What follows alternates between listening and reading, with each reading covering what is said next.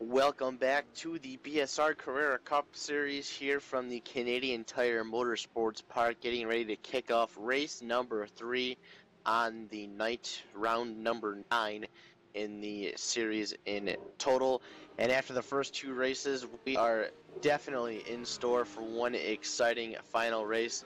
2 races, 2 different winners, and in 2 very different fashions. Race number 1, it was Diego Comuni who picked up the victory after starting on the pole and leading the entire race. And in race number 2, after the invert, it put Robert DeRoy on the pole, and he led the entire race, but didn't quite do it in the same fashion that Diego Comuni did. Had some traffic to deal with in his rearview mirror, was able to hold it off, and some intense racing throughout the top 5 in that race. Robert DeRoy came home your winner. About 5 minutes until these guys take the grid here. Warm-up currently underway for this 3rd and final event of the night, round number 9 when it comes to the series in general. And if it's going to be anything like the first 2 events, we are in store for one amazing final event to kick off the night. Absolutely. The racing in the second event of the evening, round 8, was incredible. So if you're just tuning in and you haven't seen that yet, do check that one out later once round 9 is over and done with. And we haven't been talking too much about the lower orders, unfortunately, but with 47 cars on the circuit, it's very difficult in such a short race to cover everybody. But some big movers and shakers, perhaps down further down. We've seen Niehaus come through the field, Nick. Yeah, he came right back up, didn't he? So is he starting within like the top? I don't know what place he's got, but he's in the top teams, I think, now, isn't he? Yeah, he will be starting in 11th place, just missing out on that reverse grid pole, which goes to Simon Field. So very, very good to come back from 34th in the first race. Yeah, so we're definitely going to see some action from him up front. He's not going to be wanting to hang around back there. So Niehaus starting 11th, Comuni will be starting from the 7th position, and well, that could be a clash of the Titans, Kyle. Indeed it could be. That should set up a very entertaining battle. It'll be really interesting to see how Niehaus is going to be able to do now that he's up towards the front. He well, in that first race, I think he started within the top 5, and then ran into some problems with another competitor, and ultimately ended up his race finishing much earlier than he would have liked, and then having to start way deep in the field to work his way up to 11th was a very impressive run. And now that he's back up towards the front, he's got 2 races under his belts now. He's kind of feeling things out, knows how it could and possibly should go. It'll be interesting to see how he can do now that he's back with the faster guys and got a shot to compete. Well, just to remind you viewers that this is not the only series you can watch here on BSR TV. The iRacing British Touring Car Championship will be live tomorrow at the same time, 8:50 from UK time, and that again is from Canadian Tire Motorsport Park, completely different discipline. So it's going to be the Kia Optima front-wheel drive touring car rather than this rear-wheel drive, rear-engined beast of a rough machine. That will be the same format, 3 very short races, all action-packed, and it's all to play for in the championship there. And the Skip Barber series here on BSR TV continues Monday. So the next round will be Monday from 8:40 UK time in Monday evening. Oh, just closed my eyes there for a moment instinctively as one of the cars during warm-up made a rather nasty impact to the barriers, but plenty of reasons to tune in to BSR TV. Big thanks to everybody who's subscribed to the channel show initial support. That's really the biggest way that you can support BSR TV at the moment, is to give us that subscribe. And if you want an email every time there's a new video available, it's not on by default, so you need to go into your YouTube manage subscriptions and just check that little box that says send me an email every time those nice guys over at BSR TV put up a new video, so I won't miss out on anything. About a minute away here. Predictions, Kyle? Man, you put me right on the spot there, didn't you? It's very hard to make a prediction. We've had two completely different races. The first one, you know, Diego Community he walked away from the field, and there was no contest up front. And then in the second race, everybody was right there. You had 5 guys with a shot to win the race as they crossed the line to take the white flag. So I don't know. If I had to make any type of prediction, I'm going to go and say that Nihas is going to be in some sort of threat and potential to contend with these guys up front. He's got a good starting spot. He's got a couple races under his belt, so you know, maybe that catastrophe that happened to him in turn 1 in race number 1 might make him a little bit more aware here now that he's back up towards the front. I think if he can survive those first few turns, maybe the first lap or two, I think he can compete with these guys up front and add some more power into the already extremely strong battle for the front. How about you, Nick? Who's going to win? Well, I think with Simon Field starting up front, if he can get by that first lap, he does have a bit of a history of bottling it in the first lap when he's starting up near the front, but I think if he gets through that first lap, he's going to be very hard to pass. We've just got some word here that Anders Dahl has lost connection, so he would have been starting 9th on the grid. Let's hope if he has lost connection, he can get back into the race. So pole position, Simon Field. Ricardo Sievon is 2nd, Alain Tessier in 3rd, De Mella 4th, Nespolino 5th, Tusting 6th, Kimuni 7th, Dean Prescott is 8th. Anders Dahl is 9th, but let's see if he grids, and Robert de Roy in 10th place. But watch out, Jan-Paul Niehaus is right behind these guys in 11th. Bit of a late shock there, perhaps, for Anders Dahl. Yeah, for sure, and that's going to be a tough break. He's got about, I think, 10 seconds before these guys hit the lights and get ready to go. So hopefully he can get that car out on the grid, because he was a big, big threat, and it'd be a shame to see him miss out. Well, I can see now as the lights go on, he is not on the grid, so he will not start this race from 9th position. That's going to gift places to the guys behind. We're ready to go racing here at Mosport. Round 9 of the BSR Carrera Cup. Here we go. Simon Field leads away this huge grid of roughs into the first corner. He will hold it into the first corner there. But look out, because Jan-Paul Niehaus is going to waste absolutely no time in carving his way through this field. Lots and lots of green in that top 5, that GT Italia team. They have done their homework on this week's event, and they are kicking off this 3rd race of the night. They got 3 of their drivers already in the top 5. A very dominant force to be reckoned with so far. Simon Field off to a great start. He's got a bit of a gap over 2nd place Ricardo Sievon.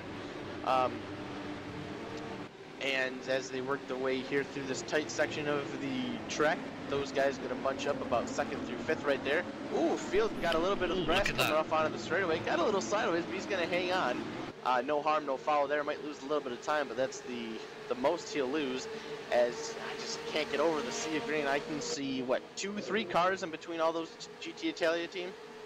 And Niehaus, sorry, go on, Nick. We've had a big wreck at the back at the start of this in turn 2. I'm just still trying to find where it actually started, but we lost about 10 cars in that. Well, it's a shame for those guys, and I'm sure Nick will be able to tell us more about that in a moment. But Niehaus is up to 10th position already, and the positions are all swapping over all over the place. Niehaus is up to 8th, is he? And Community's just in front of him in 7th, challenging Ben Tusting for 6th place. But Simon Field doing a great job of holding these guys off for now. Yeah, definitely. He's got a 6/10 of a second lead over Ricardo Sievon after the first lap here, and he's shown some good things so far. I think that one mistake heading back onto that long back straightaway there. These guys are going to hit in about 20 seconds or so. But other than that, a flawless first lap with some racing going on behind him that allowed him to separate himself from the rest of the field. And now that I look back, Alain Tessier has made his way. Oh no, there's a Roman Team GT car that you think he made a pass on somebody, but he's started by the two guys. He's still sitting in third. He can win for second. Coming in and out, sounds a bit like a robot at the moment, unfortunately, but never mind, we'll soon get that one sorted out for you. Victory Longley in 9th place is currently fighting out with Dean Prescott and Roberto Roy. Sandfeld is just behind those guys in 12th place, but he's 4 seconds down on them at the moment. It's going to be a difficult one for Longley, I think, because he doesn't quite have the pace of the other guys. But we'll see. We'll see. I mean, we've seen De Roy hold on to the lead, and we've seen Simon Field so far hold on to the lead. Although that sea of green that Kyle was referring to before, that inevitable force of GT Italia coming through the field. De Mella 4th, Nespolino 5th, Comuni 7th. Fantastic to watch these guys out on the track. Oh, and Simon Field is under threat there from Schiavon, who can't make that one work, and now the top 4 could be battling it out going into the next corner. That's De Mella. And what about further down, Nick? I'm sorry, I'm still looking at the what happened at the beginning. That was Johan Lepines spun out, he touched the grass slightly, spun, and there was about 10 cars got taken out in that. I'll catch up with them with live and see what's going on. Thanks, Nick. How's your mic doing, Kyle? Good. I can hear things good, so I'm going to assume I'm back in Robot World. Excellent. Good to have you back. Side by side for the race lead. Schiavon trying to go around the outside of Simon Field. He's going to get the job done as well. And number 12 slips into the race lead. Simon Field loses out there. Now, can Schiavon take any kind of lead here away from these guys? Diego Comuni and Jean-Paul Niehaus are still 7th and 8th, but they won't want to stay there for long, Kyle. No, not at all. These guys are they've sat there for a few laps. I guess they're moving their way up here. They got a lot of strong competition in front of them, but at least for Diego Comuni, he should at least know what half of these guys in front of him are dealing with, because they're his teammates. So he should at least know some of their plan and how they're driving and move his way through the field. But these top 8 guys so far, they're right packed together once again. Very clean racing through these guys so far. And Comuni just getting into the back of is that Tusting? Just makes a little bit of contact there. A little bit of damage on the front of Comuni's car, just as you were saying, that's such clean racing as well. No real damage done to their positions, but still. Yeah, he gave him a little bit of a bump there, and that allowed Jan-Paul Niehaus to get around him and take the 7th spot away. So a nice little maneuver there by the 69 machine to take a Prescott. spot. Sorry, Kyle, almost saw Prescott going taking another place away from Comuni, but it wasn't to be. Yeah, I just seen that as well. Prescott, he was doing that in race 2, I think it was. Yeah, race 2, he was really using that outside line going into that set of turns there. And he's not giving up on that yet. He is bound to make something happen on that outside line. Unfortunately, it wasn't quite there for him once again, but he's definitely giving it a try. I've been seeing here, I'm going to assume it was the incident that Nick is talking about. Andreas Katz, Hermano Palumbo, and Ian Smythe have all retired from this event. So I'm going to assume that they were a part of that incident that happened in turn 2 on lap number 1. That's a tough break because Smythe was one of the guys that we had seen battling so hard amongst that top 5 in race number 2, and unfortunately made a mistake that cost him a decent finish. And now 2 races in a row, not being able to finish underpowered. That's a shame, and Hermano Palumbo again running into some issues. I think he had problems in race number 1. So he's the one guy who has kind of suffered a little bit for this Team GT Italia team, but the rest of these guys are doing a phenomenal job. They have all of their guys in the top 7 or 8, I think.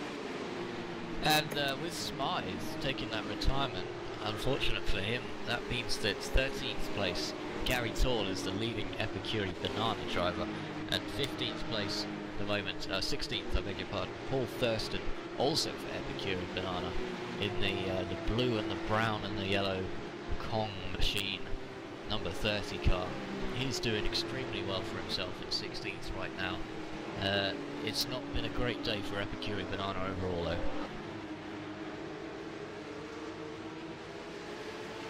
There's also a great battle going down for 17th. Currently, Ellis, no, Trendon has just taken it from Ellis Stevens. And Simon Hughes there and Van Loosenord. It's a great battle going on. A great battle, you just wish they had easier names to pronounce, I suppose. I do indeed. Trendel's going to get away now. A little slide from Stevens there. And Van Loosenord has taken the place away from Stevens as well. So Stevens down to 19th, Hoog 20th, but who's behind these guys? A recovering Anders Dahl, so he'll be coming up on the back of this group. So stay with these guys just for a little bit, because two of these guys are the same team for 19th and 20th place, Stevens and Hoog. They are driving for esimages.net, but Trendle should have the pace to get away from this group now, in theory, and they might well be chasing down Paul Thurston, who we were just talking about, in 16th. So it's an interesting battle further down the field. Skjevon still has the lead, so we're alright to stay with this battle for now. Stevens just not looking like he's got the pace to keep Hoog behind him, even though their teammates car. Yeah, he's struggling there a little bit, trying to make some ground here, and it is a bit of an interesting thought to think when you know you're dealing with your teammates there, but you know, he's only got a few laps left. Hopefully he can just ride it out here and at least salvage what he can. They just came across the stripe, so he's got 4 laps to go. Stefan Hoog. Oh, a slide from Stevens. Recovers it well, though. Oh, a massive 4-wheel power slide there, and oh, he's got some damage, has he? He's all over the place. I mean, we're going to an in-car replay of Stevens here, but he looks to be slowing down, so I think he's got a problem. Might have picked up some damage there, but a big slide, and it didn't seem to stop him. But he's now down to... he's even further down the field. He's got Anders Dahl right behind him. Dahl, remember, who didn't start because he got disconnected, is now recovering, and he's making the challenge on Stevens. Can he get the job done? Looks like he's going to use the draft to get down the outside. Stevens is going to have to defend. I thought he was slowing down, Carl. He looks very slow, and now he seems to have recovered. Yeah, he was all over the place, slipping and sliding there. Went out track a couple times, but he got the handling back underneath of that machine, and oh, maybe not. As I say that, he makes another wiggle there, and he's going to lose a couple spots. I think he might have made some contact there with, looks like 7 something, trying to catch the number there as he goes by. Yeah, the 703 Matt Malone. Malone looks to be a lap down as he is in the 33rd spot. But Anders Dahl was able to get around Stevens on the outside there, heading into those final few S turns, and then he got a little side of it and almost made contact there with Matt Malone. So Anders Dahl, after the unfortunate break there, having to start from pit road, just cracks into the top 20 and looks to run down Stephen Hoog. Well, let's go back a little bit further up the order then, because Egger Sandfeld now is in 11th place. Robert de Roy is on his starting position still, in position number 10. Prescott 9th, Kamuni and Niehaus are 8th and 7th respectively, but they're very, very close behind Tusting and Nespolino. Let's see if we can get a view of Nespolino now. Nespolino's fighting for this one, but he's going to have his work cut out. Simon Field, meanwhile, is hanging on to 2nd place by a thread, and Ben Tusting is all over the back of Nespolino's GT Italia rough. Surely only a matter of time before something happens here. And Simon Field has 2 cars lapping at his heels, Tessier and Demella fighting it out over 2nd place as well. I hardly know which battle to focus on, Kyle. Yeah, there are so many going on, it's just hard to keep up with all of them. These guys, they got 2 laps left, they're really cracking down. It's go time now, you got to start making your moves and move your way up through the field here. And Niehaus down the inside, so sorry, Tusting sliding. Tusting recovers it just about. Niehaus made a move down the inside, and I don't think Ben Tusting was expecting that. And no, he slid out again. Another problem for Ben Tusting. He's dropping positions there, and he was just put all out of shape and out of mind by Jan-Paul Niehaus. So Tusting now down to 10th position, and Niehaus already up to 6th, challenging Nespolino for the 5th position. Looks to go down the inside, can't get it done there. Nespolino knows all about that, and great move from Niehaus, but unfortunate for Ben Tusting. Tessier nearly managed to get at the inside of Simon Field. Ooh, lap car there, or no, that's not the lap car, that's Simon Field. These guys battling really, really hard for that position there for the 2nd place spot, and now Skavon's got a 2-second lead, so as long as he keeps this one going straight, he is going to hang on and win this race, as these guys are on the final lap. It's a full-out brawl for these top 5 positions right now between Simon Field, Alain Tessier, Angelo Di Mello, Luigi Nespolino, all these guys just going absolutely crazy trying to figure these spots out in this final lap of racing.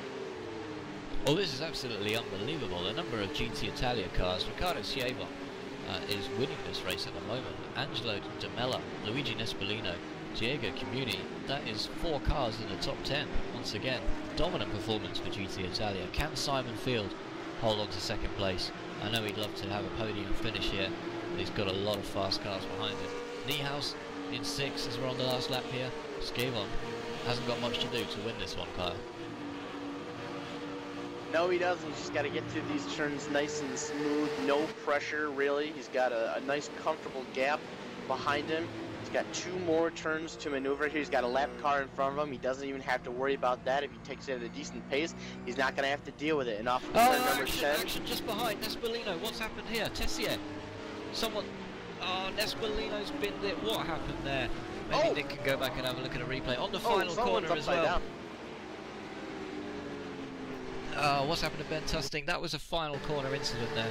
Let's go back and have a look at that one. That was absolutely huge. That took out about 5 cars. There are a couple incidents on that one there. I see, who was it? Somebody got into the 3rd place car. Nespolino wins the back, yeah. He got into the back of him.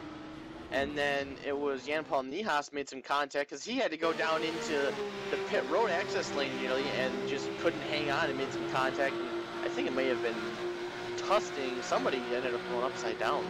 So it's Simon Field gets through there. Tessier got collected from behind by Di Mello, so maybe we can get a replay of that from Di Mello's point of view. Oh dear, terrible incident, and that kind of checked everybody else up there. Di Mello really just went straight into the back of Tessier, and just sent both of those sideways. And from there, well, Niehaus gets through, Prescott doesn't. Prescott gets collected by the spinning Tessier. And well, what happened to Nespolino? Let's go and have a look at it. It seems to be a separate incident with Nespolino that's related to that. Yeah, I was watching it. I think because of the accident, these guys had to take a different entry into those turns, and Niehaus was he got underneath of Nespolino from the accident itself, but he was pinned underneath of him. He really had nowhere to go, and Nespolino didn't really give him a whole lot of room either. And those two made contact and spun around, and then there was something that happened with Ben Tusting and somebody else who made contact, and Tusting almost went upside down. He was riding on the side into the wall and everything. So a very nasty ride there for a lot of guys. Well, luckily that was the final corner, so it wasn't far to go. If you had a damaged car, you could just kind of drift over the line there. But you're right, that was both drivers, both Nespolino and Niehaus, took avoiding action. They were side by side. And Niehaus either had to go straight into the pit lane or force Nespolino off the track, and he clearly didn't want to take the pit lane option car. No, not at all. He didn't really lose a ton of spots though. He still managed to finish 8th, which isn't terrible. I mean, obviously it could have been better, but he still came home in an 8th place spot. Skavon held on. He avoided all the mess out behind him and easily cruised to a victory. It was Simon Field who came home 2nd, Jan-Paul Niehaus in 3rd, Diego Comuni another 4th place, Eagle Sandfeld rounds out the top 5 in that incident, allowing Robert DeRue, last race's winner, to finish in 6th, Angelo Di Mello 7th, Nespolino again was 8th, Prescott 9th, and Gary Tall pops into the top 10. So Epicuri Bananas, highest scoring driver in 10th place after all. Bit of a better result for them in their last race. Unfortunate circumstances at the end notwithstanding. Liam Williams 11th, Trendle 12th, and a great result for Paul Thurston, who finished 13th in the end in that race. Van Lozenoord 14th and Hoog in 15th, but Alain Tessier, who got collected from behind by De Mella, pushed all the way down to 17th, so he'll feel hard done by there, Kyle. Yeah, that's a huge upsetting break for Tessier there.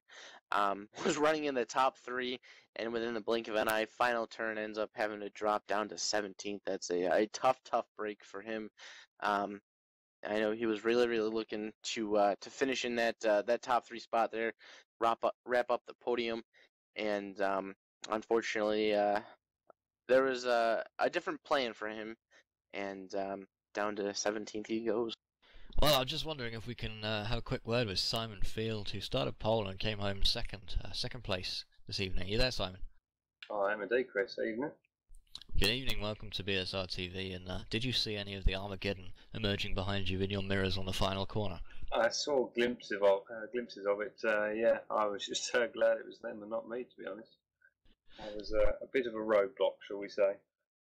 Well, you hold on to the position well. You couldn't keep Skavon behind you, but you kept everyone else behind you. Yeah, it was pretty close between me and, was it Alain, I think? He had a couple of good runs on me, and probably if he'd have been a bit more forceful, I might have let him go, but I stuck it out and kept him behind me. Very pleased. And that's the highest finish so far for Team Orica, Matt, and you must be pleased with that, considering it's all about the team game. Yeah, very pleased. I mean, I didn't have the pace to run with the top guys, back end of the top 10 in the first 2 races was about where I expected to be. Struggling with the car a bit, but yeah, to get second's really pleasing, and it was nice to not let too many of the guys through. I knew it was going to be a tough one, but try and keep calm, and I did my best and got away with it. Well, the rescheduled Brands Hatch is going to be next week, rather than having an off week, because we missed out on that due to some technical problems with iRacing the first week of the season. Surely that's going to favour the British drivers, because so far we've seen dominant performances from the Danish and the Italians. Well, we can only hope, can't we? Let's face it, the Brands Indy track is very tight and close racing. So it'll be a fun event, that's for sure. One worth watching, I'm sure.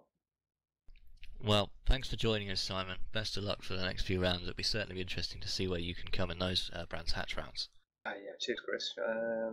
Definitely. That's Simon Field there for Team Orica, Matt Mutt, who we haven't seen that much of, really, Kyle, so far. No, we didn't really hear much about him the first 2 events, and then, of course, obviously with him starting on the pole, kind of hard not to talk about him. But it was a good run for him. He was able to hang on to second. He did mention he thought he was a bit of a roadblock there, and it really did seem like a lot of the action was right behind him and dealing right with him. So, Skavon was able to escape away, and Simon had to deal with a lot of traffic behind him and a lot of hungry competitors. But he was able to hang on to him and hang on to second. Fantastic race, but you have to feel, Nick, that the Brands Hatch track does favour British drivers just because it's one of the favourites amongst the Brits. Yeah, I suppose you could say that. It's a world favourite though, because it's such an old track and it's such a famous track. I think there's a lot of the Europeans will do a lot of driving, and it's a great track to drive, of course. So a lot of people are going to know that track. Well, the grid size is going to be a little bit smaller for Brands Hatch next time round, 41 rather than 47, so there'll be that extra pressure because you need to qualify for that A session. Only 41 drivers will be able to score points for their teams next time out. Now, it's going to be next week on BSR TV in the Carrera Cup. That's Wednesdays from 8:50 UK time. Tomorrow, Thursday, is going to be the iRacing British Touring Car Championship from the same track that we've seen this evening from Mosport. That one's going to be fascinating, completely different driving style. some of the same drivers, mainly different drivers, but equally as exciting as what we've seen tonight, no doubt. And the iRacing Skip Barber Series returns next Monday from 8:40 UK. So, fantastic racing this evening. Congratulations to all the drivers for putting on such a good show. And from me, from Kyle, from Nick, we'll see you next time.